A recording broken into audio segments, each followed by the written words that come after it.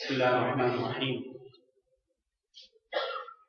میں شکر گزار ہوں محترم جناب قاری نجم الحسن صاحب کا کہ انہوں نے بڑے ہی مختصر سے وقت میں بہت اچھا بیان کیا ماشاءاللہ قرآن مجید کی ایک آیت کی تفسیر میں۔ ہمارا درس بھی تفسیر کا ہی ہوتا ہے، انہوں نے بھی قرآن مجید ہی کی ایک آیت کی تفسیر کی۔ اللہ تعالیٰ سے دعا کرتے ہیں کہ اللہ تعالیٰ قاری صاحب کو صحت اور عافیت سے نوازے، اور انہوں نے جو کچھ بیان کیا اللہ تعالیٰ ہم سب کو اس پر عمل کرنے کی توفیق دے۔ یہ جو صدقہ کرنے کے متعلق انہوں نے واقعہ بیان کیا ہے، اس کی تصدیق قرآن مجید کی ایک آیت سے بھی ہوتی ہے۔ اللہ تعالیٰ نے فرمایا وَمَا أَنفَقْتُم مِّن شَيْءٍ فَهُوَ يُخْلِفُهُ وَمَا أَنفَقْتُم مِّن شَيْءٍ فَهُوَ يُخْلِفُهُ، کہ تم جو کچھ بھی خرچ کرو گے تو اللہ تعالیٰ اس کی جگہ پہ اور عطا کر دے گا۔ یہ اللہ تعالیٰ کا وعدہ ہے، لہذا اس اللہ رب العزت کے وعدے پر اگر یقین رکھتے ہوئے ہم خرچ کریں تو اللہ تعالیٰ یقیناً اور زیادہ عطا کرے گا۔ لیکن جس طرح قاری صاحب نے کہا کہ اگر تجربہ کے لیے کریں گے تو پھر اسی طرح ہوگا جس طرح وہ جعفر العون کے بھائی کے ساتھ ہوا۔ تو اب وقت اگرچہ زیادہ نہیں ہے، لیکن چونکہ ہماری ایک روٹین ہے کہ ہم وہ ترتیب کے ساتھ پڑھ رہے ہیں قرآن مجید کی تفسیر، تو میں دو آیات کم از کم پڑھ لیتے ہیں۔ سورۃ المائدہ ہم نے آج شروع کرنی ہے۔ بسم اللہ الرحمن الرحیم۔ یا ایھا الذین آمنوا اوفوا بالعقود۔ اس سورت مبارکہ کا آغاز اللہ رب العزت نے اہل ایمان کو خطاب کرتے ہوئے فرمایا ہے، یا ایھا الذین آمنوا، اے وہ لوگوں جو ایمان لائے۔ اور میں پہلے ذکر کر چکا ہوں کئی مرتبہ کہ یہ اللہ رب العزت کی طرف سے ندا ہے اور پکار ہے اہل ایمان کی۔ اور عبداللہ بن مسعود رضی اللہ تعالیٰ عنہ کہا کرتے تھے کہ جب اللہ رب العزت کی یہ ندا اور یہ پکار آپ کے کانوں میں پڑے تو آپ متنبہ ہو جائیں اور توجہ اور غور سے سنیں کہ اس کے بعد اللہ رب العزت یا تو کسی خیر کا حکم دیں گے یا کسی شر سے منع فرمائیں گے۔ تو یہاں جو اللہ نے پکار دی ہے اس کے بعد اللہ تعالیٰ نے فرمایا اے ایمان والو اوفوا بالعقود، کہ تم عقود کو پورا کیا کرو۔ عقود جمع ہے عقد کی، اور عقد کا معنی ہے ایگریمنٹ، عہد و پیمان۔ آپ جو بھی ایگریمنٹ کرتے ہیں یا عہد و پیمان کرتے ہیں اس کو پورا کریں، اس کا اللہ تعالیٰ نے اہل ایمان کو حکم دیا ہے۔ اور یہ عہد و پیمان جو ہیں یہ دو قسم کے ہیں۔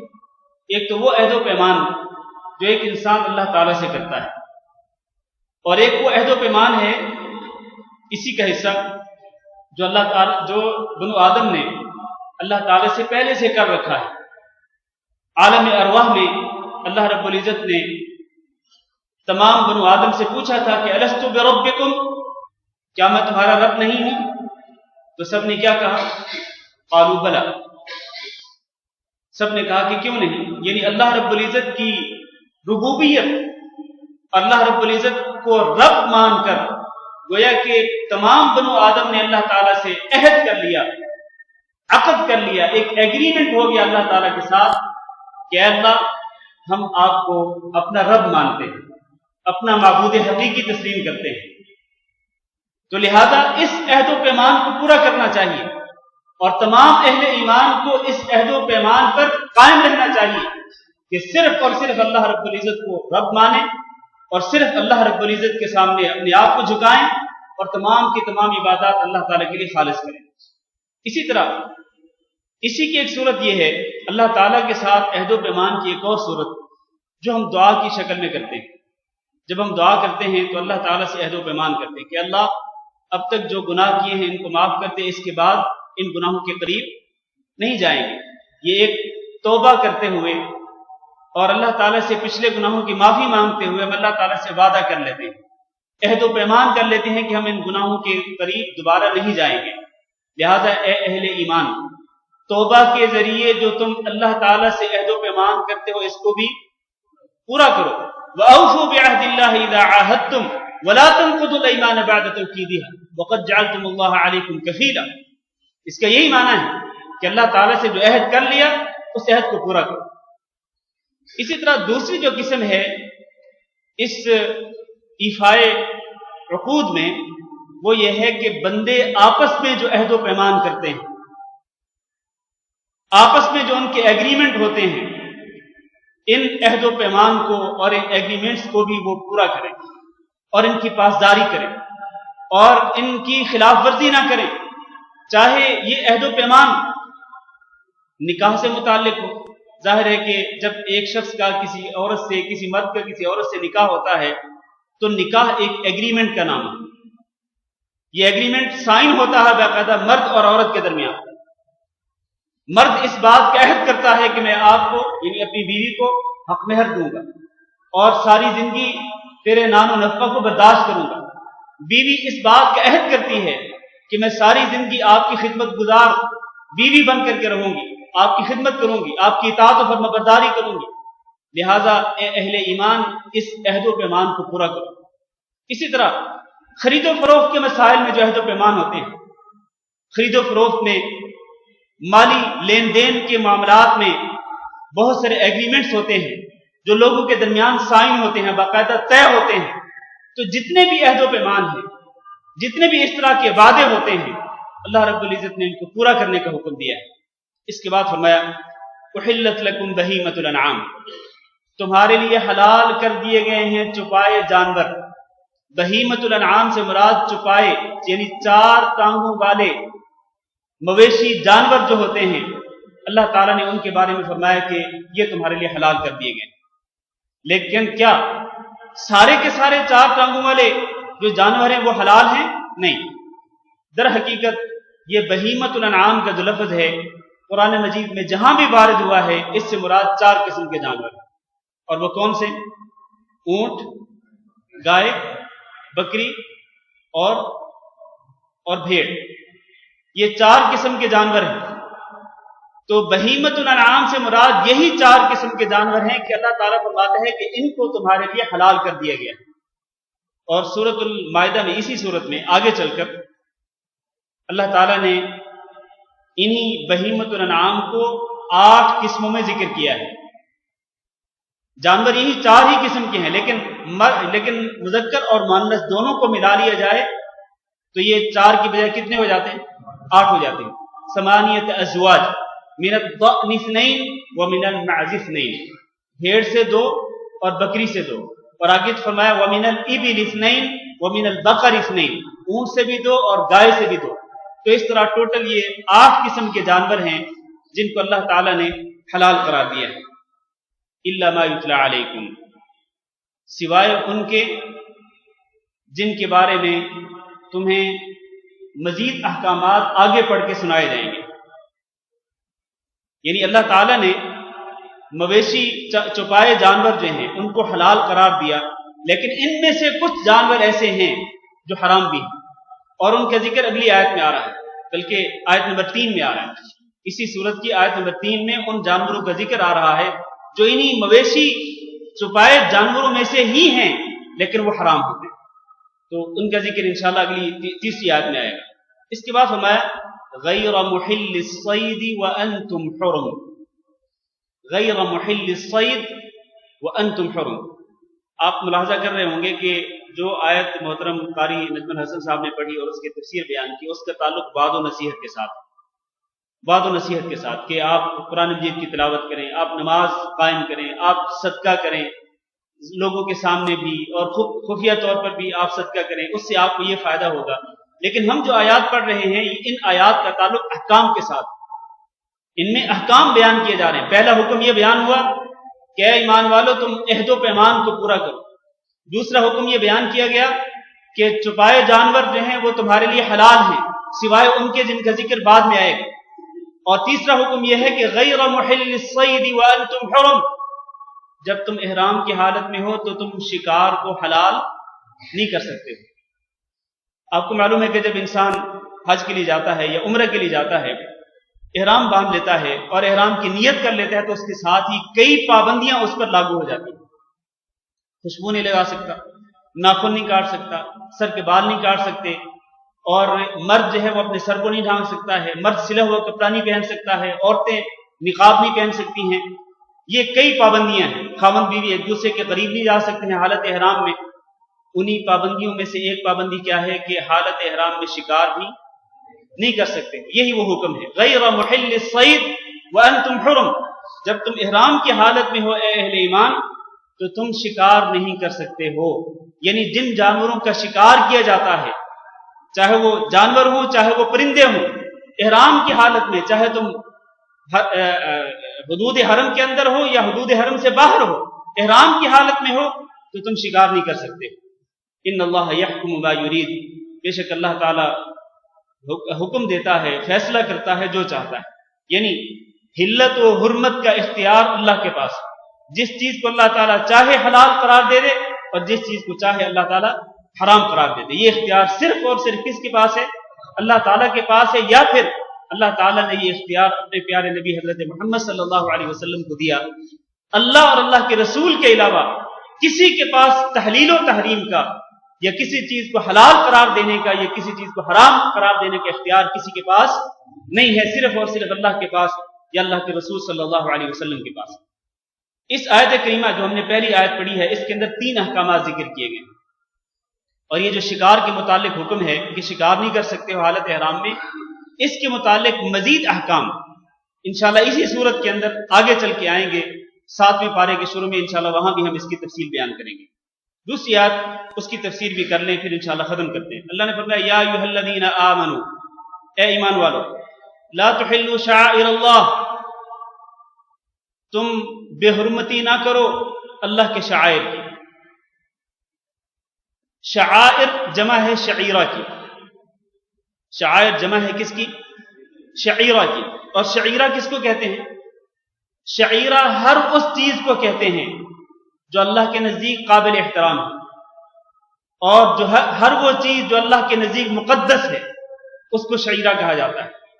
چنانچہ یہ قرآن مجید کیا ہے؟ یہ اللہ کے شعائر میں سے ہے.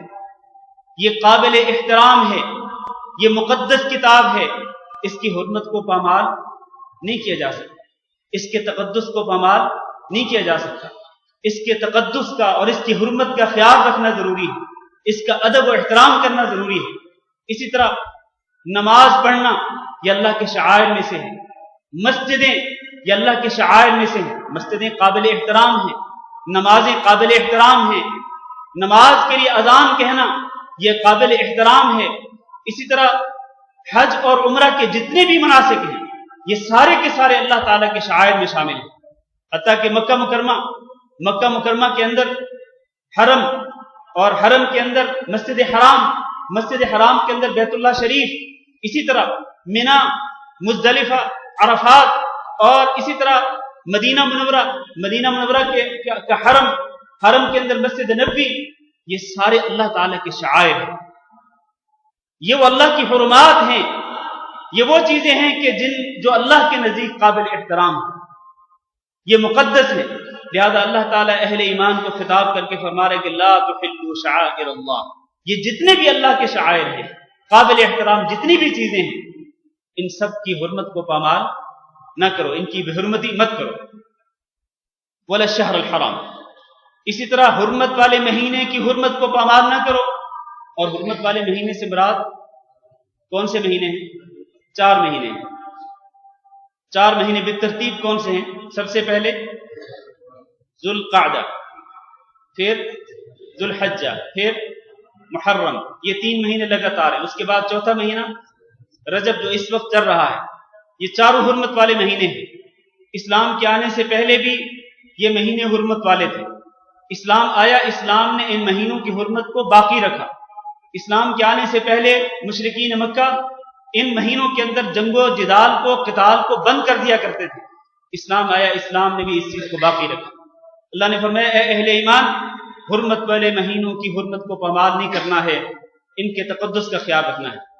ولا الہدی, اور نہ ہی اس جانور کی حرمت کو پامال کرنا ہے کہ جس کو مکہ مکرمہ کی طرف قربانی کے لیے لے جایا جا رہا ہے. الہدی سے مراد وہ قربانی کا جانور ہے جس کو حجاج کرام یا عمرہ کرنے والے لوگ مکہ مکرمہ کی طرف اپنے ساتھ لے کے جا رہے ہو. وللقلائد, اور ان جانوروں کے گلوں کے اندر انہوں نے پٹے ڈال دیے ہوں نشانی کے طور پر کہ یہ جانور خاص ہیں کس کے لیے؟ قربانی کے لیے. تو اللہ تعالیٰ نے ان جانوروں کی حرمت کو پامال کرنے سے منع کر دیا کہ ان کی حرمت کو آپ پامال نہیں کر سکتے ہیں. یہ جانور بھی قابل احترام ہے کیونکہ یہ جانور در حقیقت اللہ کے نام پر قربان کرنے کے لیے خاص کر دیے گئے ہوتے ہیں، لہذا ان کا بھی احترام کرنے کا حکم دیا اللہ تعالیٰ نے. اسی طرح ولا آمین البیت الحرام، ان لوگوں کی حرمت کو بھی پامال نہیں کرنا جو کہ بیت اللہ خانہ کعبہ کا قصد کر کے جا رہے ہوں. یبتغون فضلا من ربهم ورضوانا، اور وہ اپنے رب کے فضل کے طلبگار ہوں اور اس کی رضا کے طلبگار ہوں، ان کی حرمت کو بھی پامال نہیں کرنا. گویا کہ یہاں اللہ تعالیٰ نے 5 چیزیں ایسی ذکر کی ہیں، بلکہ 4 چیزیں ایسی ہیں کہ جن کی حرمت کو پامال کرنے سے اللہ نے منع فرمایا. پہلی چیز اللہ کے شعائر، دوسری چیز حرمت والے مہینے، تیسری چیز وہ قربانی والے جانور جن کو اللہ کے نام پر قربان کرنا ہو مکہ مکرمہ میں جا کر، اور چوتھی چیز وہ حضرات، وہ حجاج اور وہ معتمرین جو بیت اللہ کا قصد کر کے جاتے ہیں صرف اپنے رب کے فضل کو تلاش کرنے کے لیے اور اس کی رضا کو حاصل کرنے کے لیے. اللہ تعالیٰ نے ان تمام چیزوں کو حرمت والا قرار دیا اور ان کی حرمت کو پامال کرنے سے منع فرمایا. اس کے بعد فرمایا وَإِذَا حَلَلْتُمْ، جب تم حلال ہو جاؤ. حلال ہونے سے مراد کیا ہے؟ جب احرام کھول دو تو کیا کرو؟ فَاصْطَادُوا، پھر تم شکار کر سکتے ہو. فَاصْطَادُوا میں یہ امر کا صیغہ ہے. امر کا معنی کیا ہوتا ہے؟ امر کا معنی کیا ہوتا ہے؟ حکم. یہ اللہ تعالیٰ کی طرف سے حکم ہے کہ جب تم حلال ہو جاؤ، احرام اتار دو تو شکار کرو. لیکن یہ حکم وجوب کے لیے نہیں، مطلب یہ واجب نہیں ہے کہ جب بھی تم احرام کھولو تو پھر تم شکار کرو، نہیں، بلکہ در حقیقت یہ جواز کے لیے بیان کیا جا رہا ہے کہ جب تم احرام اتار دو تو پھر تم شکار کر سکتے ہو. یہ نہیں کہ ضرور کرو، نہیں، کر سکتے ہو. جیسا کہ وہ آیت ہے نا جمعہ کے بارے میں، یا ایھا الذین آمنوا اذا نودی للصلاۃ من یوم الجمعۃ فاسعوا الی ذکر اللہ وذروا البیع، کہ جب جمعہ کی اذان کی آواز سنو تو پھر تم دوڑ کے آؤ اللہ کے ذکر کی طرف اور بیع کو، خرید و فروخت کو چھوڑ دو. اس کے بعد میں فاذا قضیت الصلاۃ، جب نماز پڑھ لی جائے تو پھر کیا کرو؟ فانتشروا فی الارض، زمین کے اندر پھیل جاؤ. وابتغوا من فضل اللہ، اور اللہ کے فضل کو تلاش کرو. یہاں بھی اللہ تعالیٰ نے 2 لفظ استعمال کیے ہیں اور وہ دونوں امر کے ہیں. فانتشروا وابتغوا، پھیل جاؤ اور تلاش کرو. تو کیا واجب ہے کہ جب نماز جمعہ پڑھ لیں تو پھر آپ زمین میں پھیل کر اللہ کے رزق کو تلاش کریں؟ کیا یہ واجب ہے؟ نہیں، یہ واجب وجوب کے لیے نہیں یہ حکم، بلکہ یہ حکم در حقیقت جواز کے لیے ہے کہ جب آپ جمعہ کی نماز پڑھ لیں تو اس کے بعد آپ زمین میں گھوم پھر کر آپ اللہ رب العزت کے رزق کو تلاش کر سکتے ہو. کرنا ضروری نہیں، کر سکتے ہو. بالکل اسی طرح سے یہاں بھی اللہ تعالیٰ نے پہلے حالت احرام میں شکار کرنے سے منع فرمایا، اس کے بعد جب فرمایا کہ جب تم احرام کھول دو تو پھر تم شکار کر سکتے ہو. اس کے بعد فرمایا اچھا یہاں یہ بات عرض کر دوں کہ یہ جو اللہ نے فرمایا نا کہ جب تم احرام اتار دو تو شکار کر سکتے ہو، تو اس کا مطلب یہ نہیں کہ مکہ کے اندر بھی شکار کر سکتے ہو، نہیں. حدود حرم کے اندر شکار کرنا ویسے بھی منع ہے، چاہے آپ احرام کی حالت میں ہو چاہے آپ احرام کی حالت میں نہ ہو، دونوں حالتوں میں مکہ کی حدود حرم کے اندر شکار کرنا ممنوع ہے. اس سے اللہ کے رسول صلی اللہ علیہ وسلم نے منع فرمایا. اس کے بعد فرمایا وَلَا يَجْرِمَنَّكُمْ شَنَآنُ قَوْمٍ، ان لوگوں کی دشمنی تمہیں آمادہ نہ کرے. کن لوگوں کی دشمنی؟ ان صدوکم عن المسجد الحرام، جنہوں نے تمہیں مسجد حرام سے منع کیا، ان کی دشمنی تمہیں اس بات میں آمادہ نہ کرے ان تعتدوا، کہ تم زیادتی کرو. آپ کو معلوم ہے کہ جب رسول اکرم صلی اللہ علیہ وسلم اپنے صحابہ اکرام کے ساتھ مکہ مکرمہ جا رہے تھے عمرہ کرنے کے لیے، اور آپ نے احرام باندھے ہوئے تھے، آپ نے اور آپ کے صحابہ اکرام نے بھی، بلکہ قربانیوں کے جانور بھی آپ کے ساتھ تھے، تو مکہ والوں نے آپ صلی اللہ علیہ وسلم اور آپ کے صحابہ اکرام کو منع کر دیا تھا، روک دیا تھا. تو اللہ فرماتے ہیں کہ یہ جو لوگ جنہوں نے آپ کو مسجد حرام میں جانے سے منع کیا نا، ان کی دشمنی آپ کو اس بات پر آمادہ نہ کرے کہ آپ ان پر زیادتی کریں. اس کا مطلب یہ ہے کہ دشمن پر بھی انسان زیادتی نہیں کر سکتا ہے. اپنے مسلمان بھائیوں پر تو زیادتی کرنا ویسے بھی حرام ہے، لیکن دشمنوں پر بھی زیادتی کرنا حرام ہے.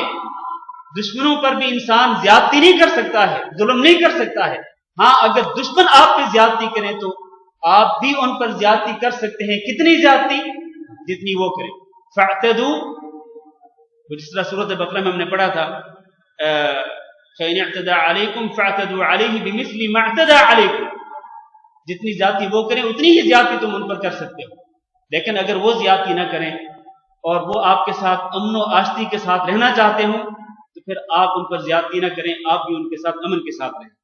پھر فرمایا وتعاونوا علی البر والتقوی، اور تم تعاون کرو ایک دوسرے کے ساتھ کس بنیاد پر؟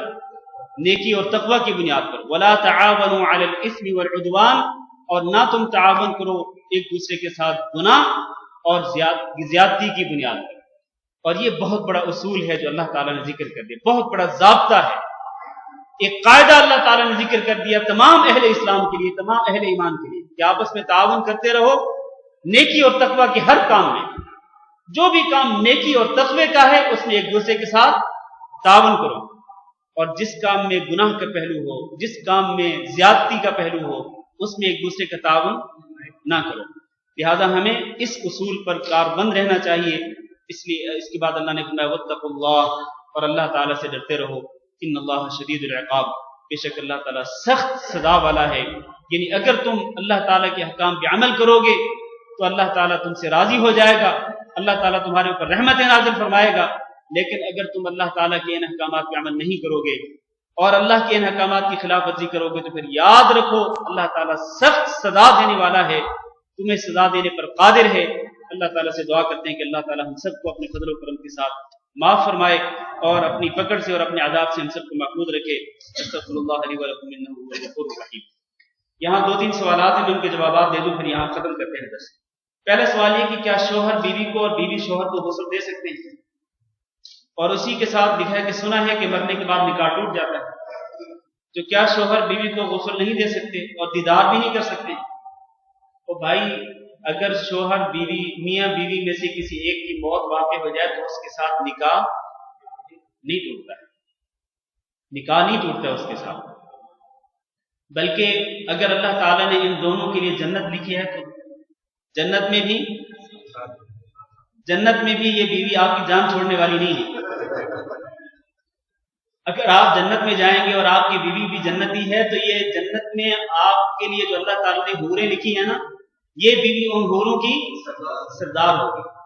تو اس لیے یہ بات بالکل غلط ہے کہ موت کے ساتھ نکاح ٹوٹ جاتا ہے. اور اس بنیاد پر جو کہا جاتا ہے کہ موت آنے کے بعد نہ بیوی اپنے خامد کو غسل دے سکتی ہے نہ خامد اپنی بیوی کو غسل دے سکتا ہے، یہ بالکل غلط ہے. آپ دیکھیں اگر یہ بات غلط ہوتی تو نبی کریم صلی اللہ علیہ وسلم کی حیات مبارکہ میں حضرت عائشہ رضی اللہ تعالیٰ عنہ کو سر درد ہو رہا تھا، تو حضرت عائشہ رضی اللہ تعالیٰ عنہ نے اپنی اس سر درد کا، اپنی اس تکلیف کا اظہار کیا. تو نبی کریم صلی اللہ علیہ وسلم نے فرمایا کہ عائشہ تمہارا کیا جائے گا، اگر تمہارے اوپر موت آ بھی جائے اس تکلیف کے نتیجے میں، اگر تمہاری موت واقع ہو بھی جائے تو اس سے بڑی سعادت تمہارے لیے کیا ہوگی کہ میں تمہیں غسل دوں گا اور میں تمہاری نماز جنازہ پڑھا کر تمہیں اپنے ہاتھوں دفن کروں گا. اس سے بڑی خوش نصیبی تمہارے لیے کیا ہوگی. اس سے ثابت ہوتا ہے کہ خامد اپنی بیوی کو غسل دے سکتا ہے، بیوی اپنے خامد کو بھی غسل دے سکتی ہے. اس کی دلیل کیا ہے؟ اس کی دلیل یہ ہے کہ رسول اکرم صلی اللہ علیہ وسلم جب وفات پا گئے، آپ پر موت آ گئی، تو آپ صلی اللہ علیہ وسلم کو غسل دینے کے متعلق، کیفیت کے متعلق صحابہ کرام میں اختلاف ہوا کہ کیا آپ صلی اللہ علیہ وسلم کو کپڑوں سمیت غسل دیا جائے یا آپ کے کپڑے اتار کر آپ کو غسل دیا جائے. اس کے بارے میں صحابہ کرام کے درمیان اختلاف واقع ہوا. جب نبی صلی اللہ علیہ وسلم کی ازواج مطہرات کو پتہ چلا کہ اس طرح اختلاف ہو رہا ہے تو ازواج مطہرات نے کیا کہا، کہنے لگی اگر ہمیں پتہ ہوتا کہ آپ کے درمیان اختلاف ہوگا تو پھر ہم کیا کرتی، ہم خود ہی نبی صلی اللہ علیہ وسلم کو غسل دیتی. یہ اس بات کی دلیل ہے کہ بیویاں اپنے خاوند کو غسل دے سکتی ہیں، لہٰذا اس میں کوئی حرج نہیں ہے. اور اسی طرح یہ جو لکھا ہے نا کہ دیدار بھی نہیں کر سکتے، بھائی ساری زندگی آپ نے اکٹھے گزاری تو کیا مرنے کے بعد جو ہے وہ ایک دوسرے کو دیکھ بھی نہیں سکتے؟ یہ کس قدر یعنی جہالت کی بات ہے. خاوند اپنی فوت شدہ بیوی کو دیکھ سکتا ہے اور بیوی اپنے فوت شدہ خاوند کو دیکھ سکتی ہے، اس میں کوئی حرج نہیں. कफन की चादरें मर्द औरत के लिए कितनी, हदीस से वाज़ेह करें। कफन की चादरें मर्द के लिए कितनी हैं? 3, और औरत के लिए 5 है। बाज़ अहले इल्म के ये कहना है कि मर्द और औरत का कफन एक जैसा होता है, यानी जिस तरह मर्द के लिए 3 चादरें उसी तरह औरत के लिए भी 3 चादरें। लेकिन बाज़ अहादीस से साबित है कि औरतों के लिए जो कफन है वो कितनी चादरों पर मुश्तमिल है? 5 चादरों पर। लिहाजा इसमें कोई हर्ज नहीं है।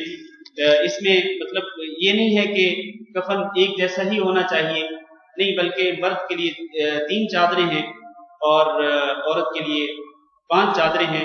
और ये 5 चादरें दो जो एक्स्ट्रा हैं मर्द के निस्बत, ये क्यों है? ये दर हकीकत चूंकि आपको पता है कि औरत पूरी की पूरी पर्दे के लायक है, उसका पर्दा होना चाहिए जिंदगी के अंदर भी और मरने के बाद भी। उसके पर्दे में इजाफा करने के लिए कि उसका पूरा जिस्म अच्छी तरह से ढक जाए, मुकम्मल तौर पर उसका पर्दा हो जाए, इसलिए इसके कफन के अंदर 2 चादरों का इजाफा कर दिया गया। तो इन्हीं सवालों के जवाबात पर हम आज का दर्स खत्म करते हैं। अल्लाह ताला से दुआ करते हैं कि अल्लाह रब्बुल इज्जत हम सबको अमल करने की तौफीक दे और अल्लाह ताला कुरान मजीद को हमारे दिलों का नूर बनाए। अस्तगफिरुल्लाह ली व लकुम इन्नहु हुवल गफूरुर रहीम।